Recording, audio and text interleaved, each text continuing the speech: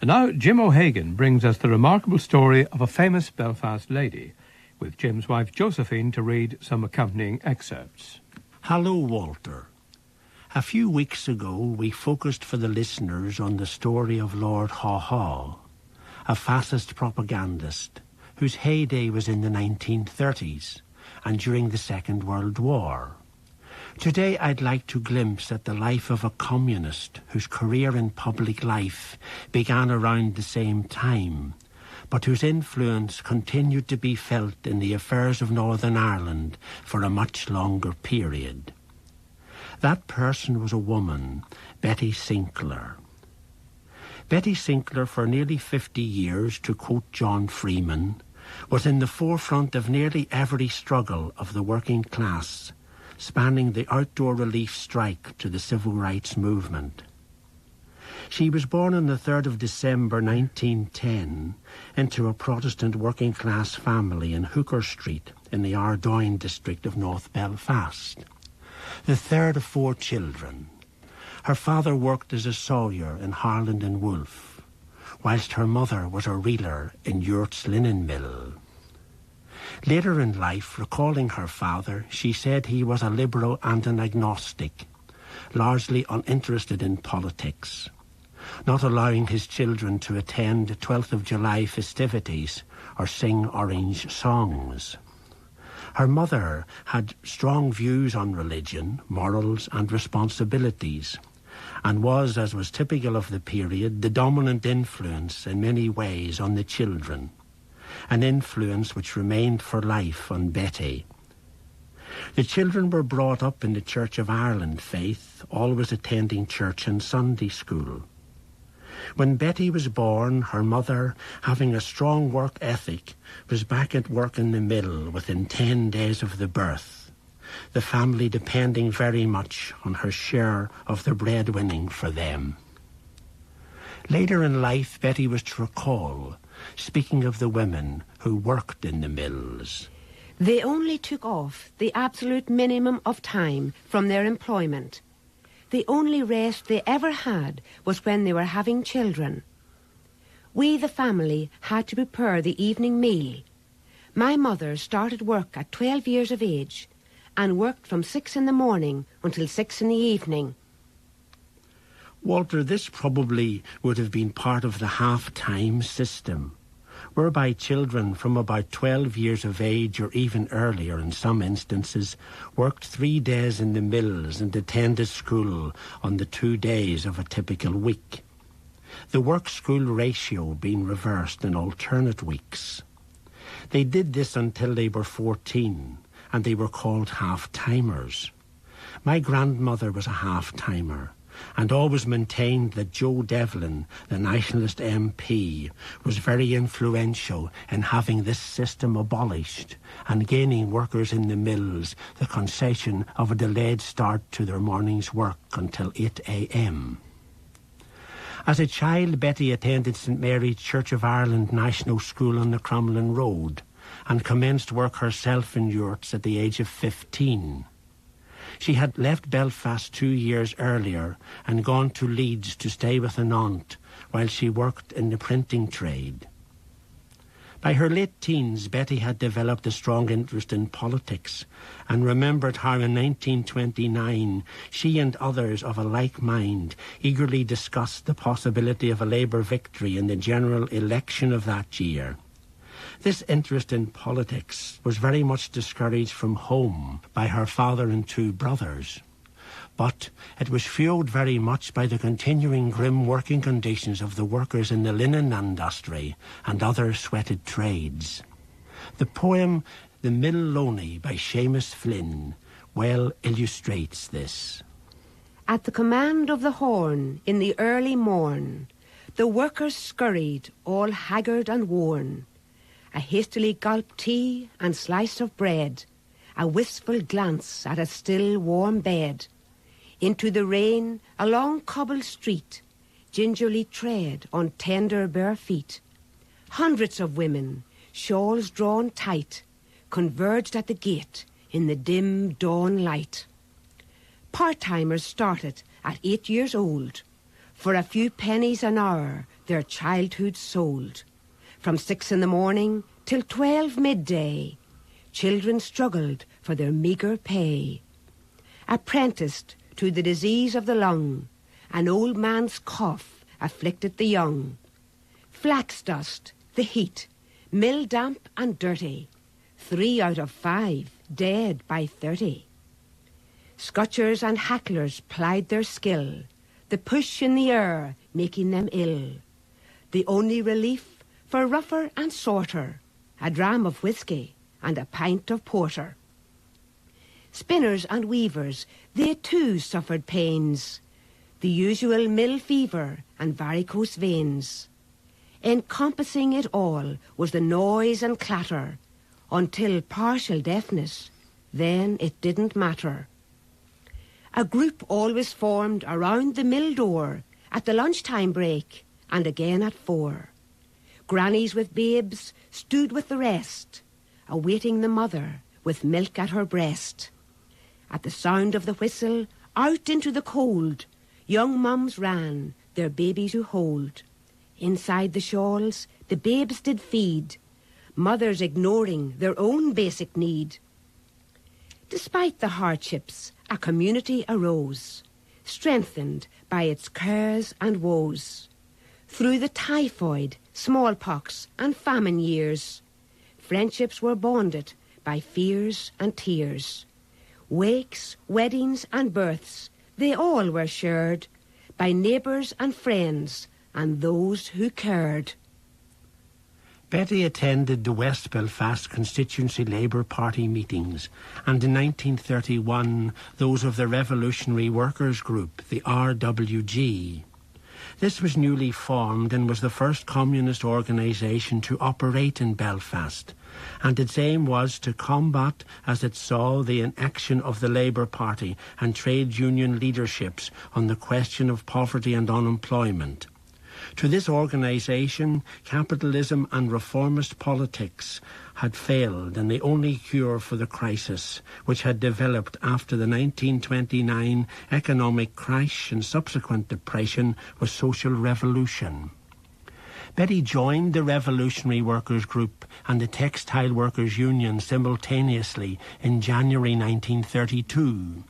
The economic situation, which had been bad here in the 1920s, considerably worsened with the onset of the Depression, as it was so export-orientated and the consequent fall in world prices. By December 1930, unemployment in Northern Ireland had risen to over 80,000, double what it was at the beginning of that year. Infant mortality rose to 78 per 1,000 births, and 1 person in 11 in Belfast suffered from TB. Many were forced to seek financial help from the Poor Law Funds, which were administered by the Board of Guardians. This system of relief, which had been set up way back in 1838, was borne by the ratepayers, and membership of the board consisted very largely of those who were substantial owners of property. The poor law rate for Belfast was actually very much lower than in many other cities in Great Britain. Thus the demands for outdoor relief, as it was called, for those whose right to unemployment benefit was exhausted, rose dramatically. Provided the stringent means test was passed, applicants got the following benefits: 24 shillings per week for the largest families, 16 shillings for a couple with 2 children, 8 shillings for a married couple, 3 and 6 for a single man. Single women got nothing.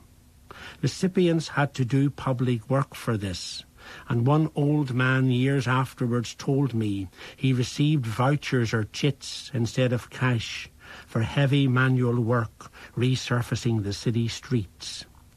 Naturally, many contended these amounts were inadequate, and as 1932 wore on, conditions among the unemployed workers grew desperate. Betty Sinclair and a colleague, Tommy Geehan, both of the RWG, organised a strike of the outdoor relief workers on the 3rd of October. 600 went on strike demanding higher payments. Working-class people of both communities, Protestants and Catholics, united in common protest. That evening, 60,000 people, led by bands playing Yes, We Have No Bananas, marched from Frederick Street Labour Exchange to the Custom House steps and a torch-lit rally. Contemporary reports spoke of hundreds of people in the city begging, they being absolutely destitute.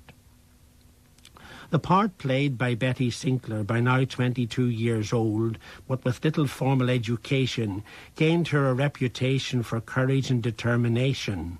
She was able to win over thousands of hard-headed male workers, many of them from the shipyards, who ordinarily had little sympathy for female agitators, by her sheer drive and the force of her personality.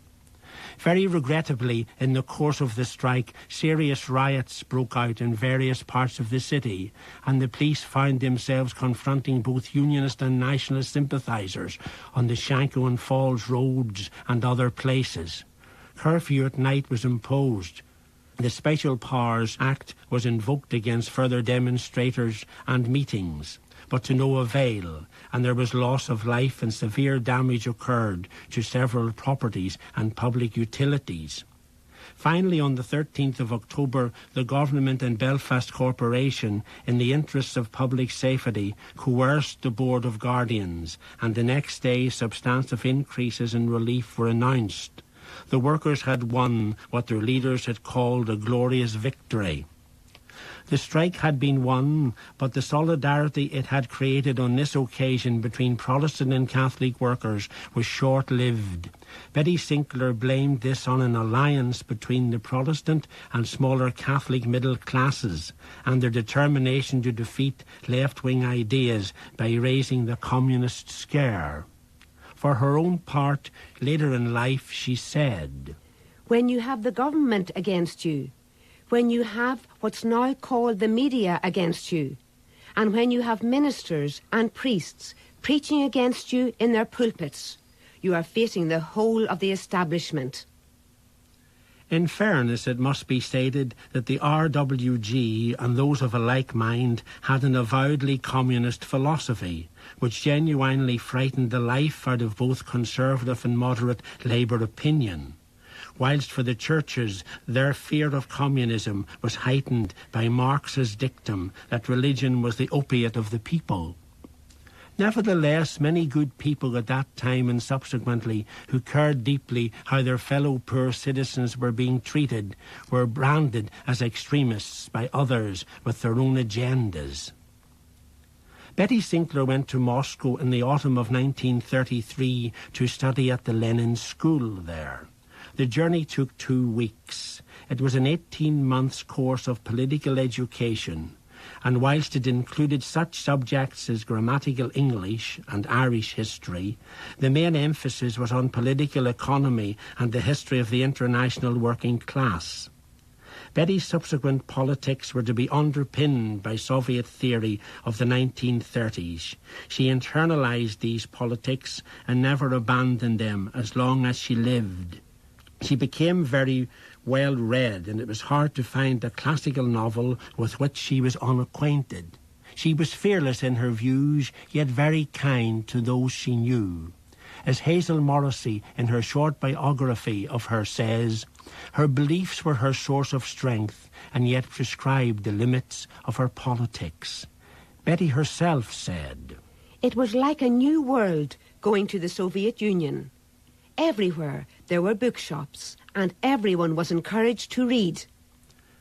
She returned to Belfast in July 1935 and to the fierce sectarian riots that year in the city. She recalled how furniture was dumped on the streets and houses were set on fire. There were considerable shifts of population from area to area. This was to be repeated on an even greater scale a generation later, at the onset of the Troubles in the 70s period. To Betty, these 1935 riots were manipulated by the unionist bourgeoisie to secure and maintain division within the working classes. The rest of the 1930s was a difficult time for people like Betty Sinclair. The Communist Party's meetings that were held outdoors at the Custom House steps received continual heckling and abuse from Catholic action groups on one side and the Ulster Protestant League on the other. Only a small minority of the working class and the unemployed supported it. It never in Northern Ireland had significant support from the middle class or intelligentsia. The party organised campaigns around the issue of the Spanish Republic in 1936, and an Aid for Spain committee was established, which was broad-based, with Harry Midgley and Lord Antrim prominent in its leadership. Betty Sinclair played a significant role too in collecting money and food from working-class districts. From 1936 to 1940, Betty continued her employment in the Belfast Mills and was on the Belfast Trades Council. In the winter of 1940, she was sentenced to 12 months' imprisonment for her part in allowing material from the IRA, which was a proscribed organisation, to appear in the Communist Party newspaper Red Hand. She maintained she was only giving this group free speech.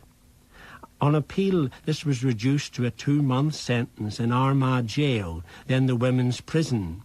She described conditions there as medieval. The prisoners were confined to their cells from 4 o'clock every afternoon. No writing materials were allowed, and the women had to use pieces of broken slate to scrape away moss from paths and exercise areas. After her release from jail, Betty became a full-time worker with the Communist Party here. The conditions under which the party carried on its ideological struggle improved during the war, when the Soviet Union became an ally of Great Britain against Germany. Membership of the party rose to approximately 1,000 during these years, compared with the small group of activists which had made up its composition in 1939. On the factory floor, too, communism became more respectable with the setting up of a Belfast shop stewards movement in 1942, and its general policy was against the disruption of the war effort, despite its dilemma over the 1944 strike. As always, Betty played a leading role in all the campaigns and debates of the war period. She wrote a number of pamphlets on the position of women in the war industries, calling for equal pay, day and night nurseries and after-school care. In these matters she was, I feel, very much ahead of her time. In the 1945 Northern Ireland general election, she stood as a communist candidate for Cromac and polled over 4,000 votes against the 8,000 of her unionist opponent. This was a very remarkable achievement. In all, in that election, the party attracted some 12,000 votes in 3 constituencies. However, its momentum was not maintained after the war. The party's development declined and splits developed within the leadership, and a significant fall in membership resulted. The 6 full-time members had to find jobs elsewhere, and Betty left to manage the party's bookshop in Bristol, where she stayed for 18 months. She returned in November 1947 to take up the position of Secretary of the Belfast Trades Council, a position she held until her retirement in 1975. During her time as Secretary, she strove to extend the scope of council work to cover comprehensively all aspects of working-class life in the North. Numerous conferences and campaigns were organised in respect of housing, and she took a leading role. German bombing had destroyed 3,200 houses in Belfast and severely damaged 52,000.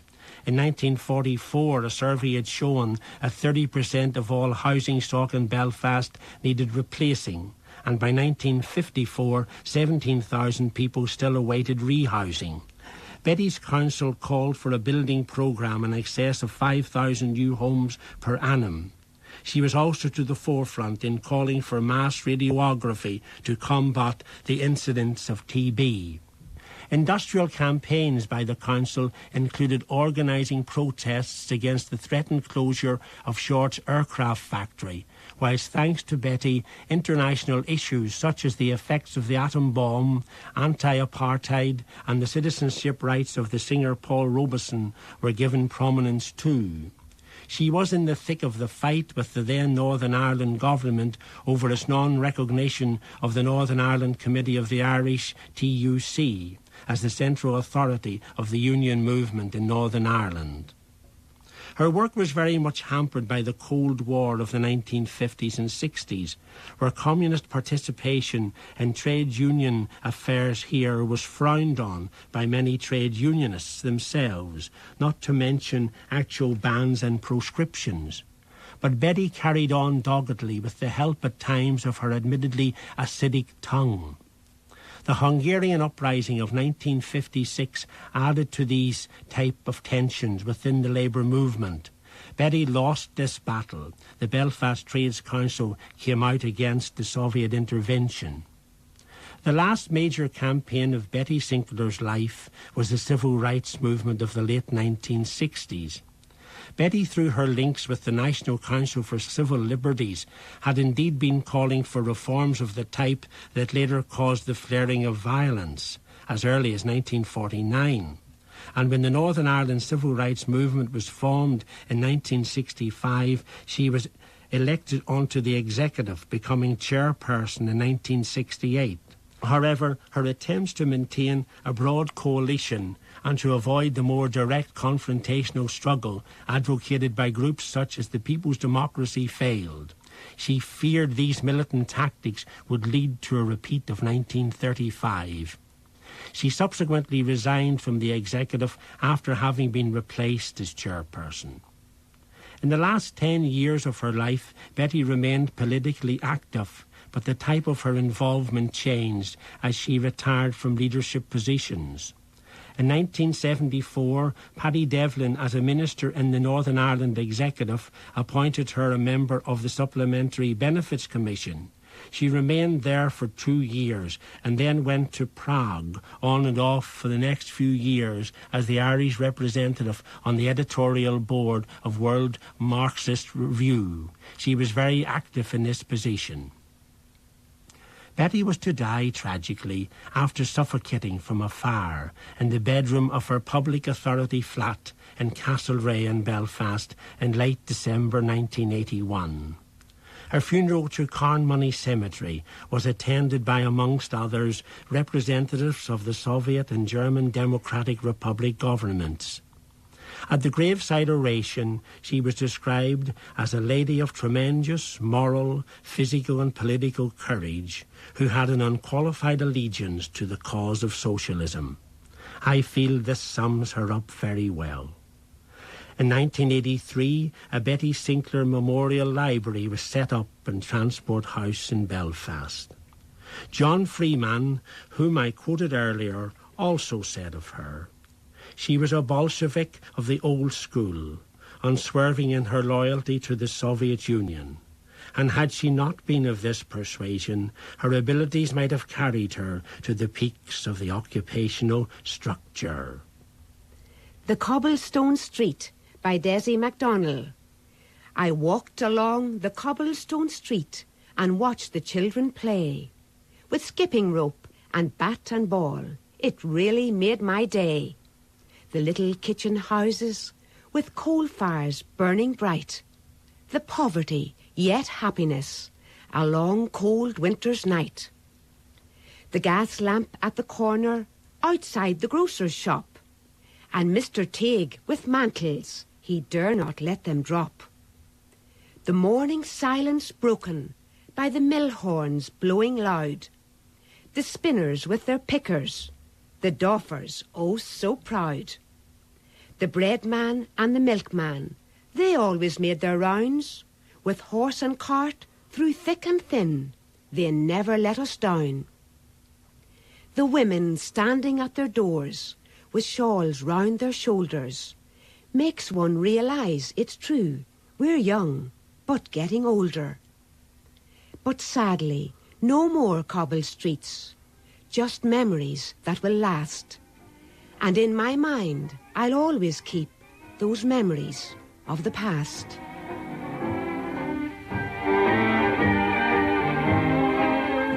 Jim and Josephine O'Hagan with the story of Betty Sinclair.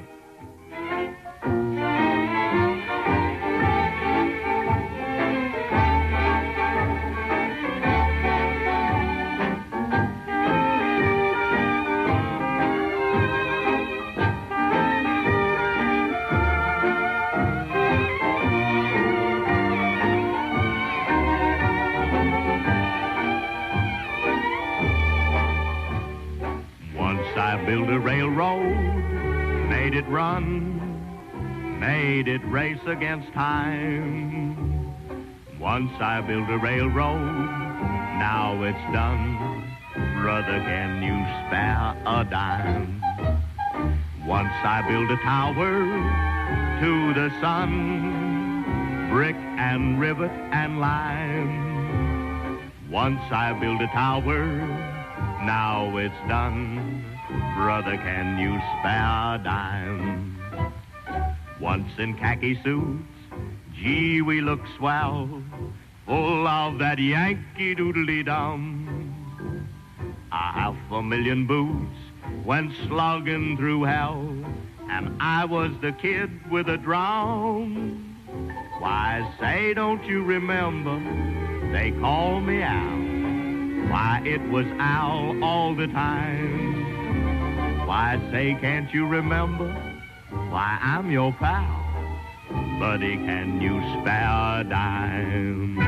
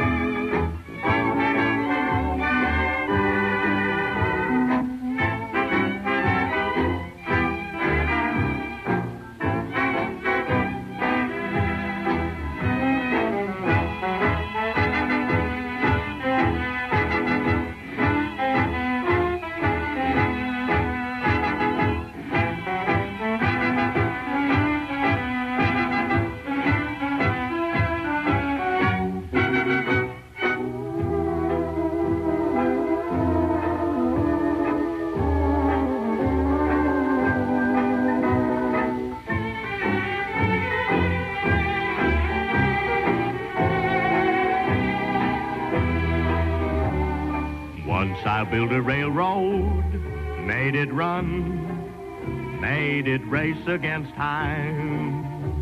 Why, once I built a railroad, now it's done. Brother, can you spare a dime? Once I built a tower to the sun, brick and rivet and lime. Yes, I built that tower, now it's done. Brother, can you spare a dime? Why, once in khaki suits, gee, we looked swell, full of that Yankee doodly-dum. 500,000 boots went slogging through hell, and I was the kid with a drum. Why, say, don't you remember, they called me Al. Why, it was Al all the time. Say, don't you remember? Why, I'm your pal. Buddy, can you spare a dime?